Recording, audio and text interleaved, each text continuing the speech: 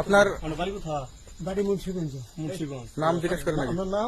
আমার নাম বিচারপতি শামসুদ্দিন চৌধুরী মানিক। বিচারপতি শামসুদ্দিন মানিককে হাইকোর্টের যিনি কয়েকদিন আগে একটা উপস্থাপন করছো চ্যানেল আইছি সেই মানিককে চ্যানেলাইতে হ্যাঁ হ্যাঁ, সেই মানিককে অন্য নাম হলো বিচারপতি মানিক বাড়ি মুন্সিগঞ্জ। আপনার পিতার নাম?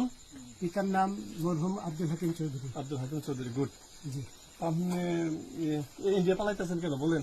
ভয়ে পালাইতেছি। কার বইয়ে? আর প্রশাসনের ভয়ে। প্রশাসনের বইয়ে?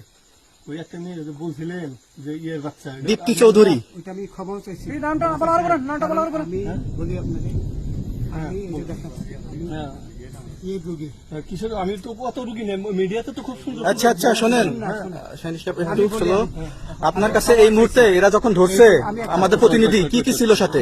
আমার সাথে কি কি ছিল এটা বলেন। আমার সাথে ছিল ব্রিটিশ পাসপোর্ট, হ্যাঁ, বাংলা পাসপোর্ট, বাংলা পাসপোর্ট, টাকা টাকা, আর কটা ই কার্ড, ডেবিট কার্ড আর ইয়ে কার্ড, কি বলে আমার ভিডিও করতেছে। আচ্ছা, কালকে যে টাকাগুলো ছিল, আজকে কোনো টাকা ছিল সাথে? আজকে ছিল না, আজকে যে কত 40 বাংলাগুলা। হ্যাঁ 40,000 টাকা আজকে হ্যাঁ, আজকে যেটা কয় টাকা ছিল?